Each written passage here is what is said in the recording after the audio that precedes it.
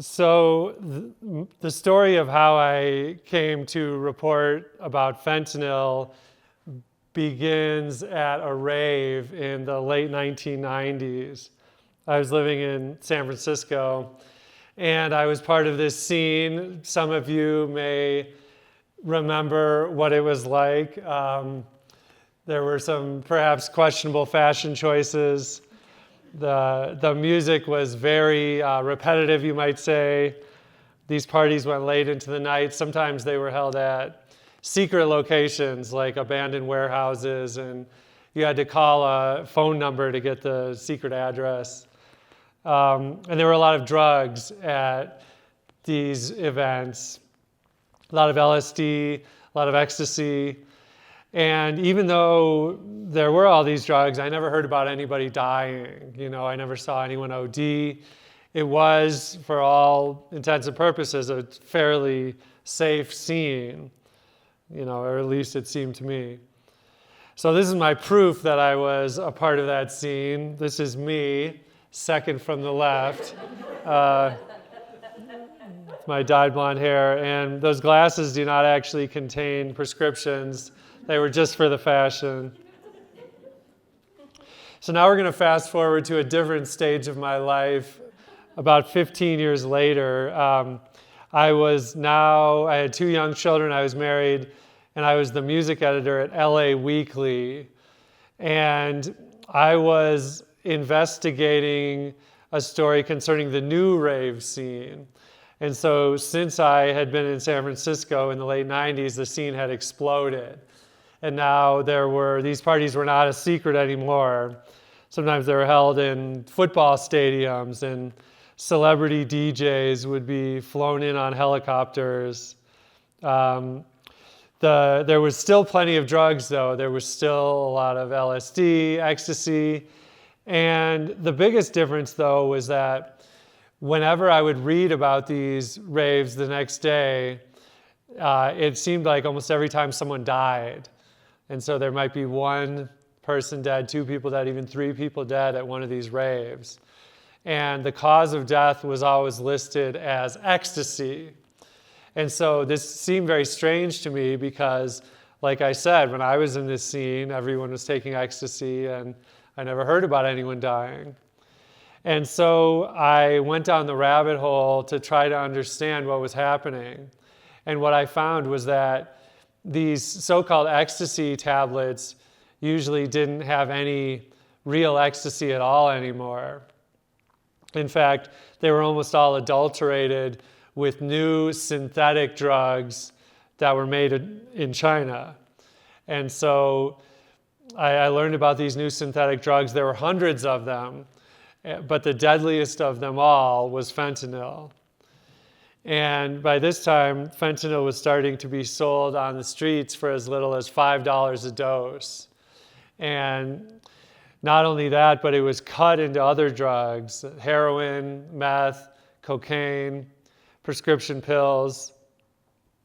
In fact, any pill or any powder that was sold on the black market to this day can and often is adulterated with fentanyl. So I wanted to understand how this drug came to be, and I learned that it was invented by a Belgian chemist named Paul Janssen in 1959. And Janssen was seeking a new pain reliever that would work better than morphine, which was the most widely used analgesic at the time. And fentanyl indeed was more effective. It came on more quickly, it went away more quickly, and it didn't cause so much nausea. And fentanyl made possible procedures like open heart surgery, and even today is widely used as a hospital drug. When women in childbirth receive epidurals, that's fentanyl. When men get colonoscopies, they're given fentanyl as well. But it wasn't for decades and decades that fentanyl jumped from the hospital realm into the recreational realm. And really, that was only in the past 10 years or so. And so I want to understand why that was. And it turns out that the rise of fentanyl is not really a demand-driven drug. Most people didn't want fentanyl. Instead, it was supply-driven. And part of the reason was because it was so much more profitable than heroin. And so, like fentanyl, heroin is an opioid. That's the same thing with morphine, oxycodone pills, OxyContin. They all satisfy the same cravings. They all interact with the same receptors in the brain. But the difference is that heroin comes from a natural plant, the opium poppy. And it's really expensive to grow opium poppies. You need a field. It's very susceptible to law enforcement. It takes a long time. Whereas fentanyl can be made in a lab very quickly and very cheaply for only a fraction of the price. At the same time, fentanyl is 50 times stronger than heroin. And so drug traffickers started to realize that it was this incredible way to increase their profits. They could cut fentanyl into heroin and save money and create a stronger drug product at the same time. So for this reason, fentanyl quickly outstripped all other drugs and has become not just the worst drug crisis in America, but I think it's fair to say the worst drug crisis in world history. The opioid crisis has had 3 waves, and it started with the prescription pills like OxyContin that were overprescribed and kind of mismarketed by companies like Purdue Pharma. Then when people, their prescriptions ran out, a lot of people turned to street heroin, and that was the second wave of the opioid crisis. Eventually, there were so many new addicted opioid users that there wasn't enough fentanyl on the streets to serve them. And so fentanyl came in and filled the void. And now that's the third wave of the opioid crisis. It started really in the northeastern part of the country in New England, but it's really come to the west. And as you can see here, it's some of the most hard-hit states in the country have been out here in the west. It's really coincided in places like Denver with this exploding homelessness crisis. And the rise of fentanyl, the rise of methamphetamines is now more potent than ever and cheaper than ever, has caused this really awful kind of humanitarian crisis throughout the West Coast.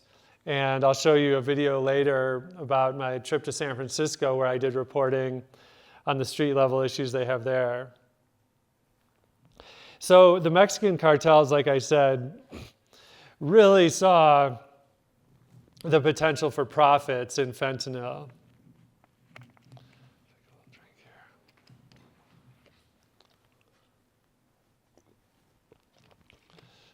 Those tacos were too good.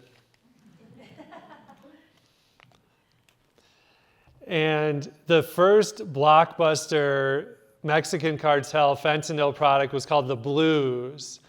And these were pills that were stamped to look exactly like M30s, which is a real prescription pharmaceutical oxycodone product.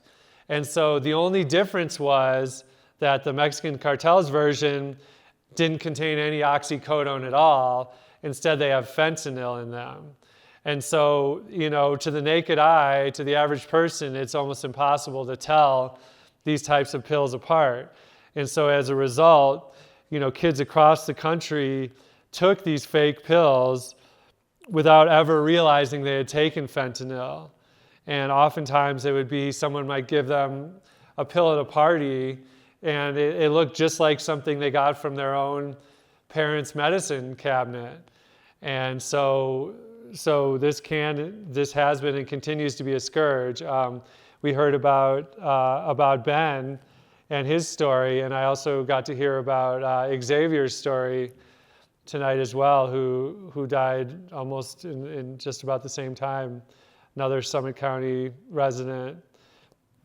There's been a ton of celebrities too who have died from these fake pills. And, Prince, Tom Petty, the rapper Mac Miller, Michael K. Williams from The Wire. I mean, the list goes on and on. It's almost like every month you hear about another celebrity who's died from fentanyl. And the point that I make to kids is that if celebrities can't even get, pure drugs, there's no way that the average person is going to be able to. So more recently, there's been an evolution in the type of pills that the cartels are making. And if you look at these are also stamped as M30s. But the difference is they call these pills Skittles, Skittle pills, rainbow fentanyl pills. And the biggest difference is that nobody would mistake these pills for a pharmaceutical product, right? Everybody who gets these knows that they have fentanyl in them. And that represents a kind of disturbing evolution in the trade, is that whereas before it was mostly just fentanyl adulterating other drugs, now people are seeking out fentanyl by name. And the reason I've talked to addicted users about this is that once you try fentanyl, you can never go back to other opioids. They're just not nearly as strong, and they won't even cure, your withdrawal symptoms anymore. People always ask me, why would drug dealers sell their clients these fentanyl pills on purpose? And the sad truth is that a lot of addicted users are asking for them. And I've talked to users who said, when they hear that someone ODs on a batch, they don't say, well, I need to stay away from that batch. A lot of people, when you get into this mindset, they think it's not going to happen to them. They want that batch. And unfortunately, it's kind of the way the crisis has gone. I live in St. Louis, and on the streets of St. Louis now, almost all the street drugs are this crazy melange of chemicals. And so this was very recently that this pill was analyzed in a lab. And you can see that not only is there fentanyl, there's fentanyl, there's a fentanyl analog, which is another type of fentanyl. There's cocaine, caffeine. Bromazolam is basically like fake Xanax. It's known as a benzodiazepine. There's more of these types of benzodiazepines. There's xylazine, which a lot of you have probably heard of, another downer, a veterinary tranquilizer. So basically, I call them kitchen sink drugs.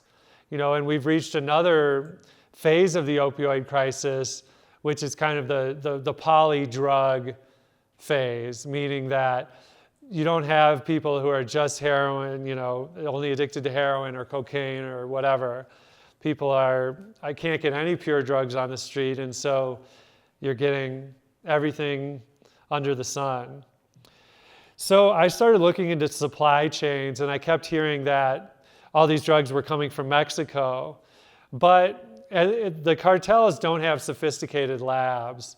As you can see here, they're often located kind of backwoods areas, and it turns out that they get their chemicals almost entirely from China. And they receive what's called precursor chemicals. So fentanyl precursors are basically the most important ingredients needed to make fentanyl. And so once you have the fentanyl precursors, you're 90% of the way there to making the finished fentanyl. And so I just started Googling around. I looked up fentanyl precursors on the internet. I just Googled buy fentanyl in China. And I came upon websites like this from Chinese chemical companies that were selling this stuff right on the clear web, not the dark web, just right there on the open internet. And these chemicals are actually legal in China, these precursors. And so they have these long, complicated names. But I was struck by just how incredibly cheap they were. This is $1,000 to $2,000 for a kilogram. And that's enough to make literally 1 million doses of fentanyl. Only 2 milligrams is enough for someone to overdose and die, which is like the tip of a pencil, basically. And so I started reaching out to these different Chinese chemical companies selling these fentanyl precursors. And so to do so, I pretended to be a drug dealer. And so I came up with my fake drug dealing name, which was Johnny Webster. And I made a fake avatar to make myself look like kind of like a surfer bro or something. I'm not exactly sure why I thought this was what a drug dealer would look like, but I started reaching out to these companies. I started getting up at 4 a.m. to chat with these salespeople when they left work at the end of the day in China. And so these companies were operating in what's known as the gray market. And so that means they were selling chemicals that were legal in China, but illegal in the West. And so one of them is fentanyl precursors, and another is anabolic steroids. And so if you look at some of the names of the people I was talking to, their names reflect this. So this was K-Royd, and another person was even less subtle about it, and he called himself Sean Steroid Hormone.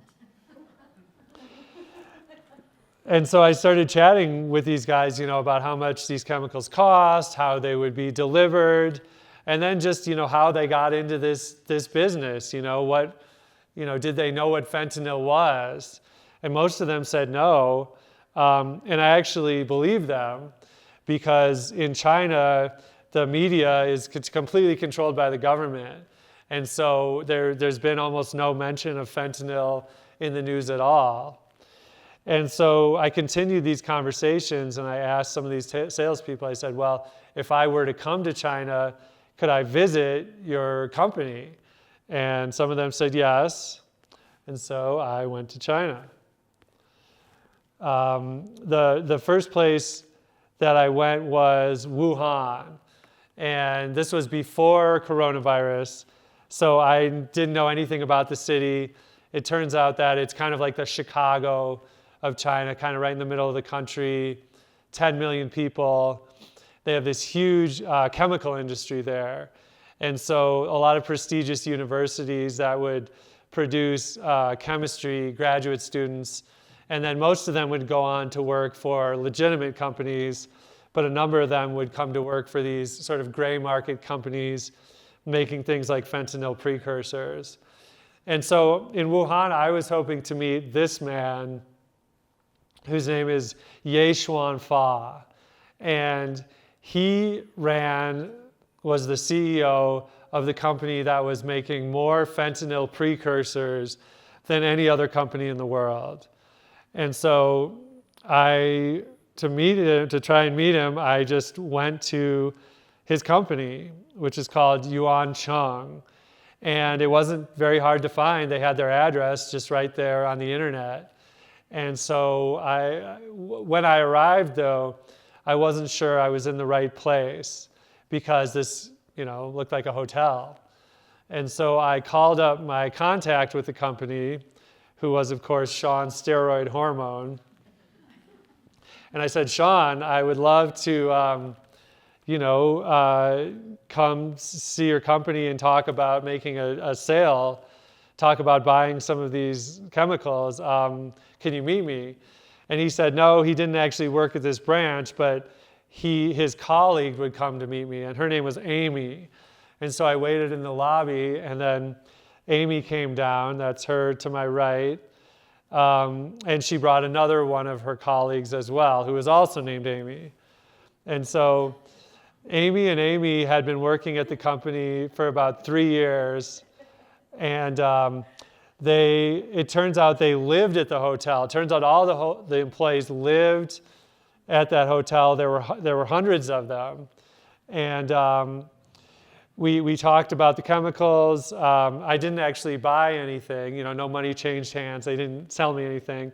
But they did introduce me to the CEO of the company, which is that guy right there, the guy I was looking for, Ye Xuanfa. And so that's what he looks like now compared to this is what he looked like in the 90s.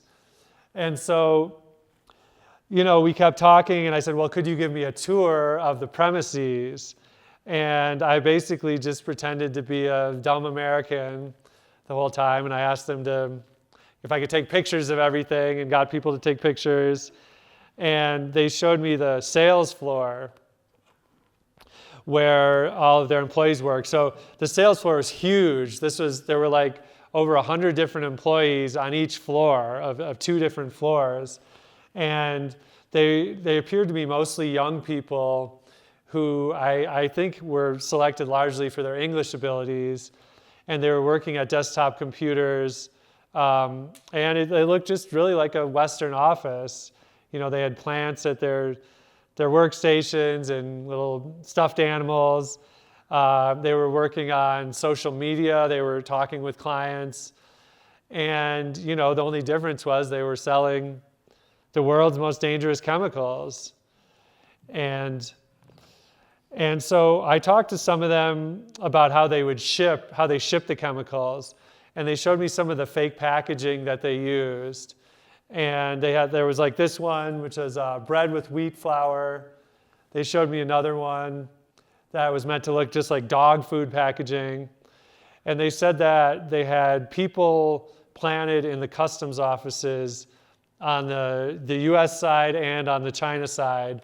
And so they said that, they should be able to get through no problem, but that if my chemicals were seized, they would resend it to me or give me my money back, no problem. They really made it sound like it was a highly well-run organization. I even got to meet the company chef who was preparing lunch for them at the time. They had a whole bulletin board with group activities. They had like movie nights and karaoke nights, and they got free room and board for working there, as well as they said, really good health insurance, which is a little ironic, as was this company advertisement that was hanging up, and chemicals create a better life. I thought that was a very ironic slogan for this company to have. And so as the tour wound down, the Amy's said goodbye to me and presented me with this parting gift, which was some nougat candies. And I probably should not have eaten them, but I did, and they were very tasty.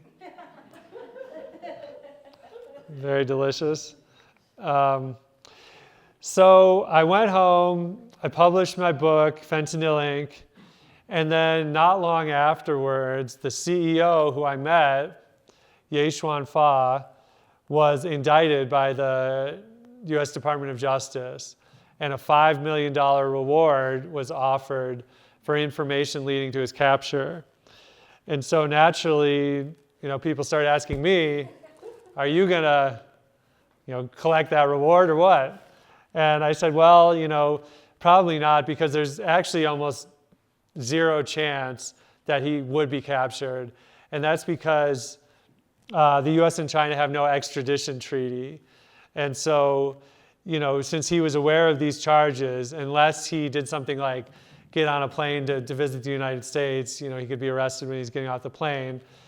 He didn't break the law in China. And the Chinese officials actually got really irritated with the U.S. Department of Justice. They said we were interfering with their laws and meddling. And so he, remains at large. But nonetheless, he still remained very irritated with me. And so he filed this declaration in U.S. District Court in North Texas, and he accused me of pulling the wool over the eyes of both Presidents Trump and Biden, who had both sanctioned his company. And then he accused me of being either a secret agent working for the U.S. government or working for Coke or Pepsi. And I thought this was very strange, and I didn't know why he said that until I learned that his company, in addition to making fentanyl precursors, and anabolic steroids also made a preservative for colas. And so they believed that Coke and Pepsi had stolen this preservative and that I was the one who facilitated it. So it's all very silly. But nonetheless, even though relations between US and China were very strained, there was an agreement that was productive. And so China agreed at the behest of the US to ban what are known as fentanyl analogs. So basically, fentanyl itself was banned a long time ago in China.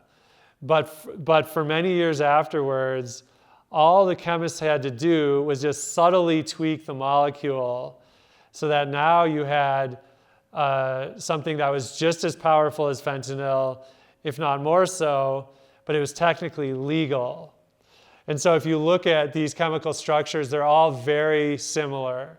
They're just tiny, there's literally infinite number of tweaks you can make to get a new chemical. But so finally, a few years ago, China agreed just to blanket ban all fentanyl analogs. And so everybody thought this was a good thing at the time. And indeed, for a while, we stopped seeing these fentanyl analogs on the streets in the US. But we started seeing the rise of other drugs. And one example are a class of drugs known as nitazines, you may have heard of. And one of them is called ISO. And so we started seeing all of a sudden ISO everywhere. And so the question was, why? And the answer is because these Chinese chemical companies, like the one that I visited in Wuhan, they're not like most drug trafficking organizations. They want to follow the law. And so when China made it illegal to make these different types of fentanyl, these analogs, these companies just switched over to making something else that was still legal. And that included ISO, and it also included the drug xylazine. And so again, xylazine was really brought to market as a veterinary tranquilizer. And it's a downer. It's a very nasty drug in a lot of ways. It causes people to have these huge lesions, these open sores on their arms. Some people take it to try to get away from the bad effects of opioid withdrawal. And so it will knock them out for like 18 hours at a time. But the problem is then they wake up and they're in even worse shape than before. The biggest problem is when these different downers are combined. And so if you have xylazine and fentanyl together, it basically can stop you from breathing. And the same is true with what are known as these different types of benzodiazepines, these novel benzos. And again, the most common one is Xanax. And so this is the chemical structure for Xanax, with the chemical name is alprazolam. And so that was banned in China a long time ago. But if you look at these analogs, you can see that they're very similar, just subtle tweaks to the chemical structure. And again, then you've got a legal chemical. And so after going to China, I wanted to understand how it works at the border with the drugs between the US and Mexico and the drugs coming across. And so I went down to the southern part of San Diego County, and I spoke with Border Patrol agents. And one of them took me basically from the mountains, the border, all the way to the ocean. And I learned about the different ways these drugs are smuggled across. And so a lot of them come at the legitimate crossings, the port of entries, and cars and trucks, smuggled into secret compartments, things like that. But drugs are also taken across through underground tunnels, on drones. And I even heard about a guy who brought fentanyl across on a surfboard. You know, the wall only goes out so far into the ocean, and he just, surfed right around it. And so what I learned from this and from going to China, I came to the conclusion that basically there's no stopping these chemicals, these drugs from getting into this country, right? We've used so many resources, tens of billions of dollars every year to try to stop this, and it's just not working at all. The analogy that I've heard is that we can't stop drugs from getting into a prison, and so how are we going to stop them from getting into this whole country?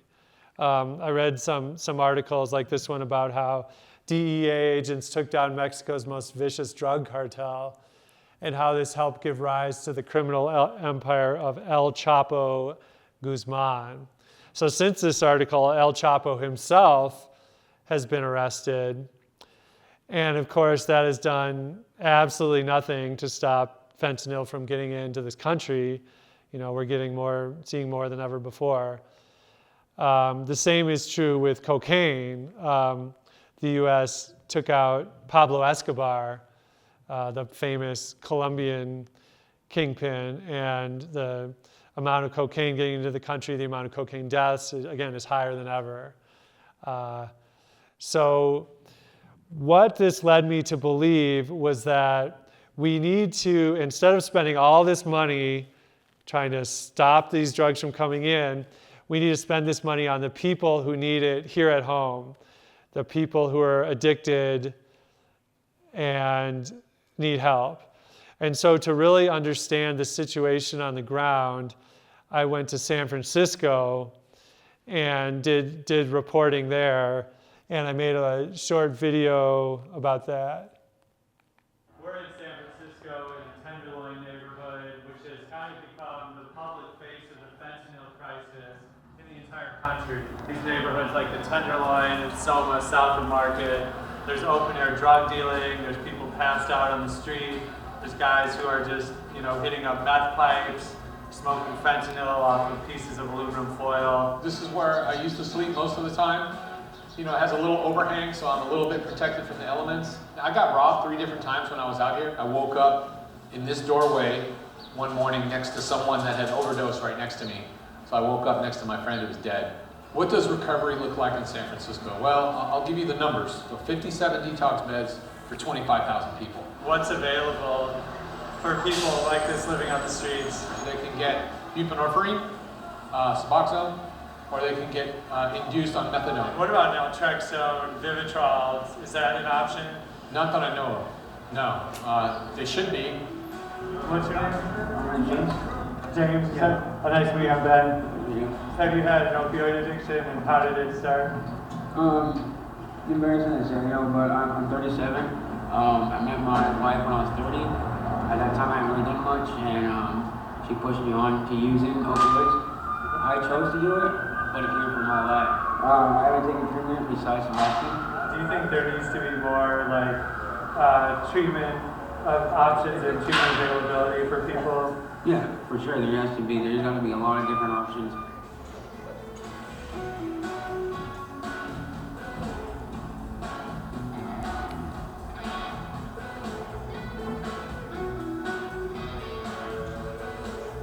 What's that price? You're in methadone maintenance? Yeah. Okay. How long have you been A year? here? How's it going so It's far? going good. I'm up heroin. You're on heroin. Yeah. Okay. Congratulations. Do you come every day to get your Every day. methadone, or how does it work? It was good.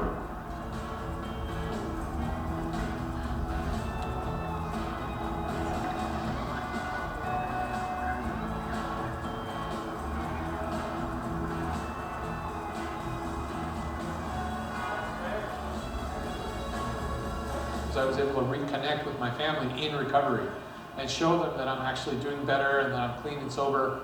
And after a lot of marriage counseling, etc., I reconciled with my wife and kids a couple of years ago, and now I'm back home with them. So That's amazing.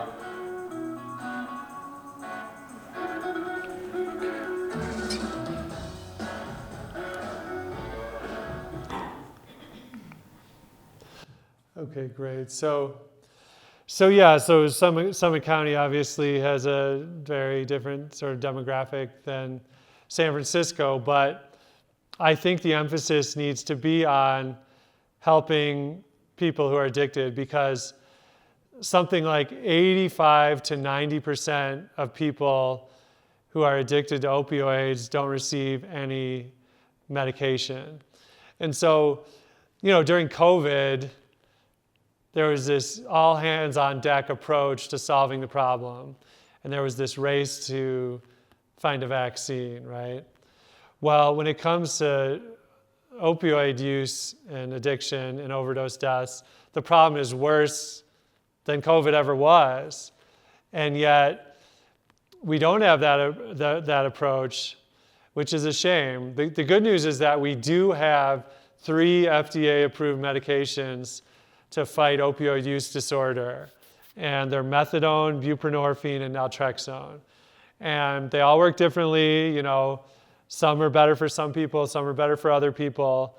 But someone's odds of not only surviving, but beating their addiction are exponentially higher if they're using these medications. So that's my number one prescription for how we can beat this crisis.